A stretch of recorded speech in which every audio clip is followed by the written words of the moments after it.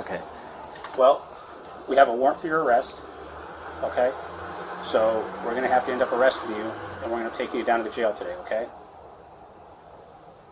I got some appointments. I suppose I can. You're not going to make those appointments, unfortunately. I'm sorry. This is Mary Josephine Bailey, an elderly woman living quietly in Maricopa County, Arizona.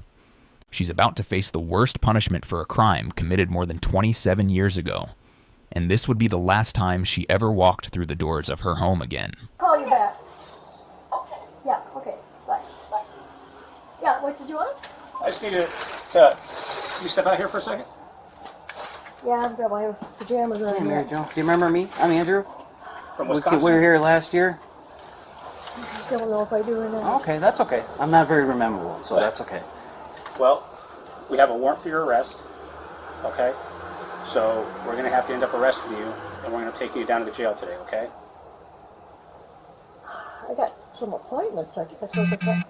You're not going to make those appointments, unfortunately. I'm I know. sorry. I got to call my daughter then and let her know. She's right down the street. We can make that arrangements for you, absolutely. Yeah. Absolutely. But we're going to have to make that call, so we can't have you make We have that a call. search warrant for your house, and this is included in the search warrant, so we're going to secure this as well, okay? That's my right hand. Oh, I thought mine was. Yeah, that's my right hand. So this detective right here, she's going to place you in handcuffs, and she's going to search you, okay? So you are under arrest. If you can just step down. Thank you, ma'am. Be careful. Can I sit on something higher? My back. Well, let her do what she needs to do first. Yeah, so I'm going to cuff you in front, okay? And Mary Jo, do I have your permission to access your daughter's number and call so I can call your daughter, or how do you want that? How do you want that handled? Okay. And is she listed in your phone under a name? It's in my. He's got my Do you want phone. me I to don't take know your that. watch off so it doesn't hurt your wrist? Oh, it's not that tight. Okay. Yeah, she's just down the street here. Okay. On the end. I don't know the number because it's in my phone. Sure. She's in the park here. Yeah, it's just the end. If you get my phone out, I can give you the number. And you can call. Yeah. up to this detective. Yeah, if you don't mind, I can just you tell me where to find the number, and Okay. I'm not going to call or anything. Yeah, just turn it on and Okay. then swipe it. Swipe it. Okay. And Brenda Miller, right there. Brenda. Get that So one? that's her number. That's her number. Okay. Just hit the phone there. Okay. So when we're ready. Months earlier, investigators in the Polk County Department decided to reopen a murder case that had been unsolved since 1985. On December 12th, 1985, Yvonne Menke was getting ready for work. She lived with her daughter, Julie, in an apartment in the small, peaceful town of St. Croix Falls, Wisconsin. Approximately 6:30 a.m. Yvonne left her apartment to warm up her car, but it was here that everything went dark. Outside the house, a sharp whip-like noise was heard, and it was coming from the parking area. 10 seconds later, another was heard. Disturbed, Julie rushed to check out from her bathroom window. She saw someone running away from the parking lot. The person was broad-shouldered, wearing a gray dress coat, and carrying a paper bag in their right hand. It was discovered that Yvonne had been shot a total of 3 times with a .22 caliber firearm. According to forensic experts, the last 2 shots Yvonne received were fired in an execution style, with the killer standing directly over her. During the investigation, officers discovered a snowy boot print. Later, they learned it was the exact kind of boot Mary Jo used to wear. This made her the main suspect, but at that time, there wasn't enough solid proof to arrest her. On top of that, many people were too scared to say what they had seen. Because of this, the case went cold and stayed unsolved for more than 24 years. Now, with investigators going back to the preserved snowy boot print and using the old evidence along with new leads, they were finally able to narrow it down. They now believed the killer of Yvonne on that fateful morning was Mary Jo Bailey. But before reaching that conclusion, officers had to speak with many people. They interviewed witnesses who saw Mary Jo that morning and others who knew details that might explain why the murder happened. The interview you're about to see was released to us by the Polk County Police Department. The memory that I had, evidently I parked here and went around to mail something, and this person was in that area, I guess. And, But a couple days ago, just out of curiosity, I stopped and looked, and she really couldn't have come from that way unless she was mountain goat, unless that's different. That's a pretty steep bank now. Well, and I mean, we have to acknowledge the possibility that it wasn't her, right? Yep, I mean, that it's is a possibility. consistent with the description. So why don't you just kind of tell me what? So if I'm not mistaken, you parked right around here. Is that right? According to this, that would be true. Okay. I didn't remember if I parked here or further down the street. Okay. And then you came around, got into the leather box, Yep. came back. Where did you remember seeing her walk? In my mind, I see her there. There, meaning in the parking lot. Yeah, So not on the along that sidewalk, edge. along that edge? That's kind of like where that no parking sign is, the one to the right. Okay. It's like where, I guess I would have gotten out of my truck and come this way. And went to there, but that person was there, and it was like she was trying to cross the street to get to a car. I didn't Okay. remember the green Ford. So can you take me to, and I understand that this is your memory and it's so many years ago, and like you Yeah. said, it was 2 minutes. I get that. Ship is just about the same. Yeah, I get that. From what you remember, to the best of your memory, can you walk to where you, in the area where you would have saw her? So I get a perspective of that? I guess I would, yeah. Probably. Right in here. Okay. And do you remember, was she standing or was she walking? Walking. Walking Yeah, this way? that way. Okay. So she didn't reach the sidewalk when you saw her, she was walking towards the sidewalk. Is that accurate? She was walking towards the sidewalk, and it was like she was trying to get to the other side of the street, probably Okay. crossing here. Do you remember how far she got onto the sidewalk? Not clearly. Okay. So that was your impression that she was walking across the street, Trying- but you yeah. never saw her cross the street. Is that accurate? I saw her looking like she was going to cross Okay. the street. I can Okay. remember that. Okay. Okay. And I don't remember. It was like she was trying to go that way, across the street and go that way. Okay. So positioning her body somewhat to the left, Yeah. right? Just kind Okay. of just walking this way, Yep. coming from here. And Okay. what was odd about it was the timing from having heard when this happened. I mean, I must have been there within a minute or three. Yeah. Remember if she was in a hurry or just nonchalantly walking? Not wasting time. What do you mean by that? Not running, not walking, Okay. fiddle farting around, just she was moving along. Would you be willing to maybe provide me an example? Just if you walk roughly the pace that you remember her walking? You have a wife? I do. Have you ever seen her when she's in a hurry cleaning the house? Yeah. Yeah. Running, Yeah. but she's not walking slow. Okay. All right. So not like this, Oh, no. right? No. How about like this? Yeah, more like that. Okay. So a brisk pace. Yeah, okay, sure. Yeah. I mean, I'm not trying to put words in your mouth, just trying to get a mental image of what that description is. I think that might fit. Okay.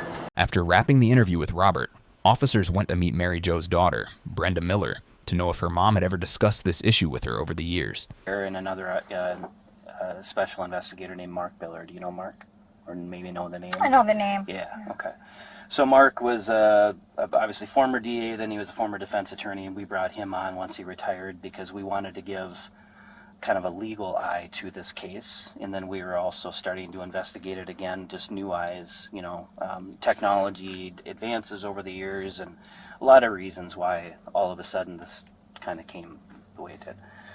And I told your mom, and I said, hey, Mary Jo, respectfully, evidence suggests you're responsible for this. And I believe she is. I mean, there's a warrant that was generated. The judge agrees to the extent of authorizing a warrant, an arrest warrant, where there's probable cause. And I told Mary Jo, I've met with the family, right? Our job here at this point is not to put your mom in prison for the rest of our lives. I mean, that's not my goal. I don't think that's the DA's goal. The goal is closure. And the goal is just trying to put this to bed. Is really what we're trying to do. For all of us, right? Exactly. You've been living with this your entire life on the other end of it, right? People talk about the Menke's, but you have also been affected by this your entire life. And when we talked to Mary Jo, and I think Steve will back me up on this, he was there, your mom, we basically told your mom, we're like, hey, this is coming down the pipe, and we want to work with you on this, right? And then, and nothing happened at that point, which is totally your mom's prerogative. That's totally her right at that point. But we had to continue with the investigation, right? And then here we are. So now the next step was we have to bring her back to Polk County. So just giving you a little background as to how it came to this morning.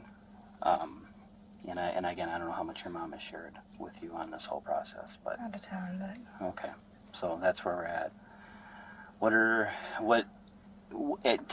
To the extent of what your comfort level is, what are your thoughts? What are your feelings right now? I don't know. I'm shocked, I guess. Yeah. Does it surprise you that we're now at this point, or Kind of. Okay. Yeah. Yeah. I mean, I don't know a ton. Yeah. Only what I finally got out, the last time they talked to me, what I got out of Roy Joy, but Okay. I really didn't know that much about it. I was living in the cities at the Yeah. time, so. Has your mom shared much about this case with you over the years? Okay. Is that did she talk to you about us coming last year? She said you came. Okay. Yeah. What did she say about that? She said I don't have anything to hide, so, Sure. she said she went. Yeah. But other than that, Yeah. Okay. Do you remember there's in the old police reports, and again, I'm going by old work, right? I read old police reports, and I have no reason to believe that they're not accurate, but at the same time, if there's something in our police report, we want that corrected, right? So back then there was some discussion about Dan, who was your husband? husband. Yeah. Missing some guns. Like there are some guns that he thought law enforcement had seized at some point during the investigation. Do you remember anything about I that? have no idea. That's something you'd have to ask Okay. him. Okay. Is he? Not a gun person.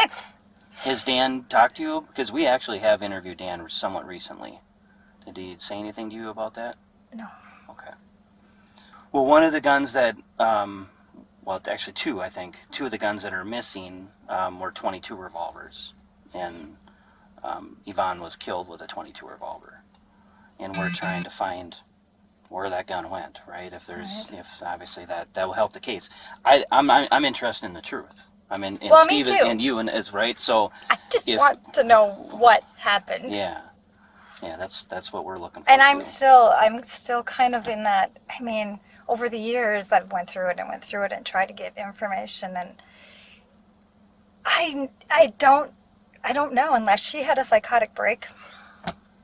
It's not her. I don't know. Yeah. Detectives believed Mary Jo must have gotten rid of the .22 caliber firearm used to kill Yvonne, but they still wanted to find out if Brenda, her daughter, had learned anything over the years that could help solve the case. Weren't as close back then, I but was you guys. young. Yeah, right. Right? Yep. What young Yep. adult is not rebellious against their parents? Yep. Okay. Can you enlighten me a little bit more on just what you remember back then? No, I really don't. I mean, it was just, me being young and like, I'm not going to do what you want me to do, that kind of thing. I have a couple of those right now, Right. currently. Yeah. I know, I've had some of those too. Yeah. Okay. All right. Well, and if there's nothing to add, there's nothing to add. I mean, it sounds like you're kind of in the dark, like a lot of people. Yeah. Okay. Yeah, and the same as everybody else. I just want to know the truth. Yeah. It became clear that Brenda didn't know much about her mother's actions. She had carried this burden for years, unsure if her mom was really the killer or not. Since Brenda couldn't give them much, investigators turned their attention to another key witness, Patricia. Hi, how are you? Are you Patty? Yeah. Hey, Patty, I'm Andrew with Polk County. A little badge gave it away. Yeah, I figured. You guys We got to go around. This is Gus. He just don't let him Yeah. go with you. He will. No problem. He almost jumped in my car, so I got the sense. Come and chat with you a little bit regarding the case, and so this is an old report that I have to go on. That one of the officers way back in 2009, I think, filed Yeah, this is like 38 years ago. Yeah. I'm going to be 66. The Yeah. memory's gone. Well, that's why I always put the report out there first, just to kind of break the ice a little bit. Yep, I do remember them coming here, but I wouldn't let them in without a search warrant. Oh, sure. The reason was my stepfather, we had taken his guns, and I remember he had a sawed-off shotgun, and I know they're illegal. I'm like, no, I'm not letting the cops discover a sawed-off shotgun in my bedroom. Yeah. So I just told him, I said, you get a warrant, you can come look, Yeah. but I didn't know what my brother had here. Sure.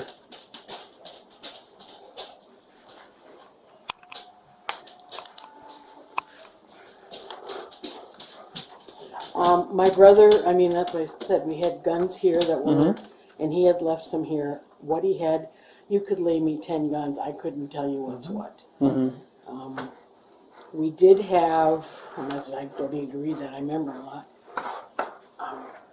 The only things I knew that were, I think were 22s were a pair of like pearl-handled, which my husband, his friend has them. He's going to try and clean them up, and he's had them for years. But, Okay. So going back to when this happened, this was in December of '85. My understanding is because Danny and Brenda were in the cities. yeah, They they had just moved down there. had just moved, right? They were just, I think they started dating in June. Yeah. And Okay. they had just moved down there. And I don't, from what I remember, they didn't want the guns in Minnesota, or maybe it was just a part of the moving process, right? Before he moved, he was living with my brother-in-law, which you all know, Virgil Hansen. He was living there, so when he moved, we just said, well, bring what you need to here until you guys get settled. Sure. Okay. And do you remember about how many guns he would have brought over? I don't Not even sure? remember any guns except then my husband, had those two, which were years later. He's going, what does your brother want to do with these two pearl-handled guns? And I'm like, I don't know. Well, I don't know. He talked to Danny, and he goes, I'm going to see if John Gehrman, and this is his good friend, see if John can fix them up. Maybe they're, get them able to shoot. Do you remember if they were revolvers or if they were Yeah, just they were regular? handguns. They weren't, Okay.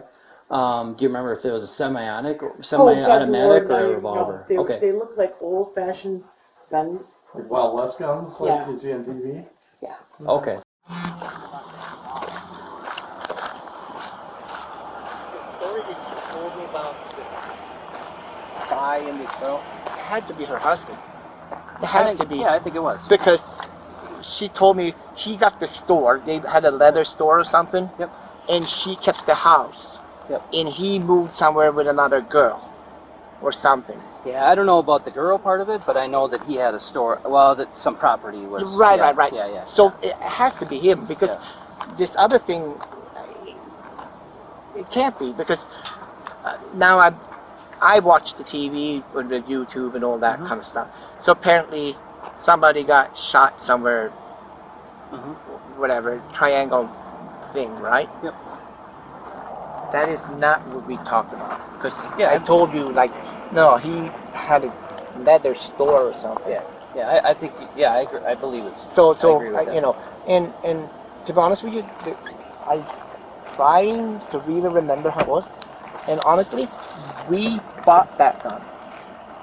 That 22 for $400. My wife bought that gun for $400 From Mary Jo. from Mary Jo. Okay.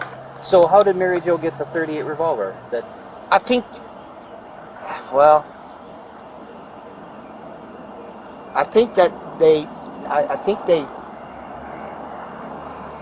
I don't think they traded. I think she didn't have a gun, so I think maybe. I have no idea if it was given to her by my wife or me or I don't remember that one. Okay. But I know that I have all the guns that because that gun that you're potentially talking about, because I don't know if that's the gun you're talking about, but I have all the guns that she had. Sure. Yeah, so I have and it wasn't. And again. In her first statement, Mary Jo admitted she owned a .22 caliber pistol, the same type of weapon used to kill Yvonne, but she claimed she had given the gun to a friend during the fall hunting season of 1985, asking him to sell it for her. However, Swed told investigators a very different story. He said he had bought the pistol directly from Mary Jo, and that was after the murder. While they wrapped up with Swed, another witness that detectives brought in revealed something shocking about the footprint found on the snow after the murder. The thing that stuck in my head that was missing were the boots. They were supposedly had the moon boots or something, and there's boots missing. The boots were missing, and I can't remember what else right now, what was said. Would those be the moon boots from your mom's apartment? No. This was 12 years later. They said the evidence was missing because, no, our understanding was that they were the boots that matched the prints. Oh, okay. That were going away from the apartment that day. That was our understanding of what that was. That's what we had been told the boots were. That's not the case. Okay. Well, that's what we were told, that they had the boots, is what we were told not long afterwards. That they had found the boots, supposedly, in Mary Jo's stuff, is what we were hearing. But, yeah, okay. So, that's... So randomly throughout the years, people have come and approached you and said these things. Have they ever been able to provide you an original source as to who they got the information from, or how they found out? Chuck and whoever he was with, they saw it. They said they were there and saw it.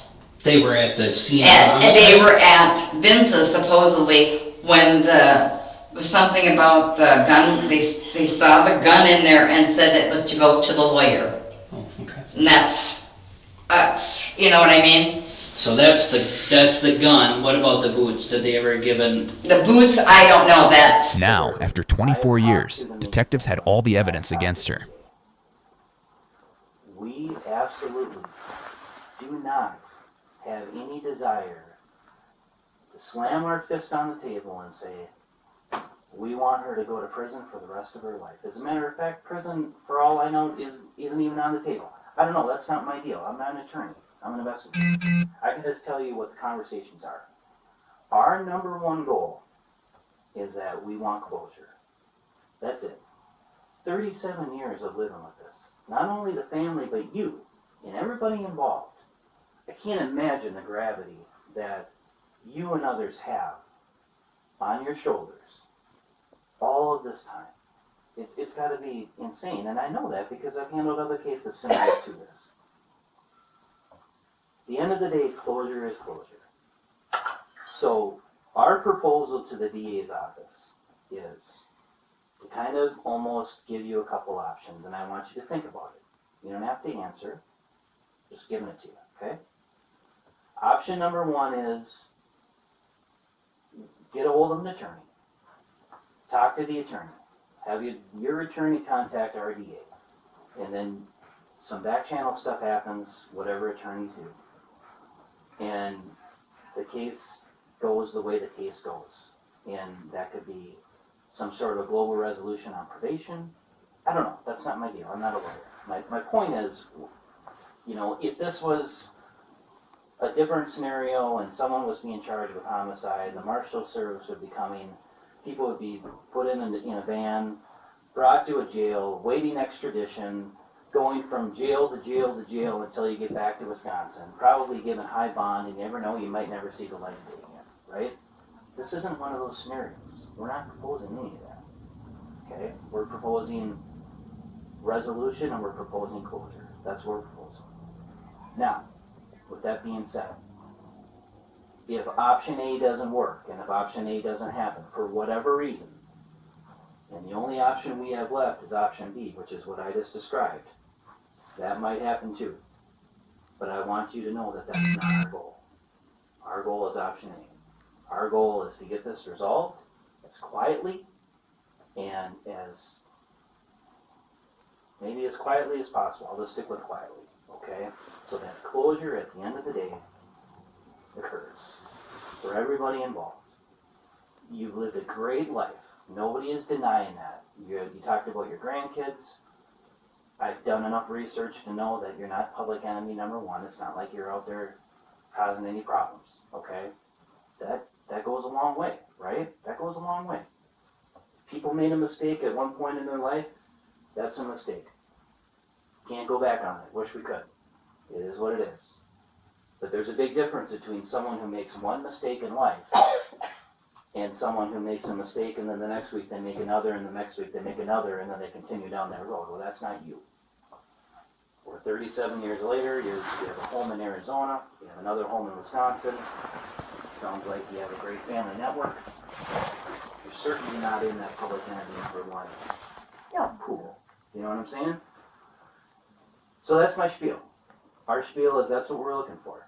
And I can't elaborate more on the evidence, only to tell you, face to face, eye to eye, we have more evidence than what we had in 1985. And to the point where the district attorney's office is ready to charge. Okay. And that's a pretty high burden, you know. So we want to find a way to get this resolved. Okay? Yeah. All right? Certainly you can elaborate if you want, or tell me what you're thinking. I'm I here still to... think I need to talk some legal advice. I don't know. Sure. I don't feel confident either way. Yeah, I get Till it. I know. I just really need to know. Yeah, yep, absolutely. Absolutely, and that is definitely you're right. Mark, I don't know if you know Mark much, but Mark is a former DA and defense attorney. That's kind of what I bring to the table in this partnership. Yeah, that's why we brought, and not why. One of the many reasons why we brought Mark involved, other than he's handsome and intelligent. But Mark brings the legal aspect of it, right? And he knows way more about what I just talked to you about. Oh yeah, I'm sure he does. So Mark, if you want, if I didn't just effectively, yeah. Let me just ask you this, Mary Jo. Now, we don't know for sure what the DA is going to do, but we do know that he's close and he's made some representations to us that he. With the casted footprint that resembles Mary Jo's boot, witness interviews that pointed to her as the prime suspect, and even a note discovered in Mary Jo's purse that described Yvonne Menke's truck. Investigator charged Mary Jo with first-degree murder in the killing of Yvonne Menke. In May 2024, a jury found her guilty, and the judge sentenced her to life in prison. Mary Jo Bailey will serve at least 20 years before she can even ask for parole. But by the time that day comes, she will already be over 100 years old.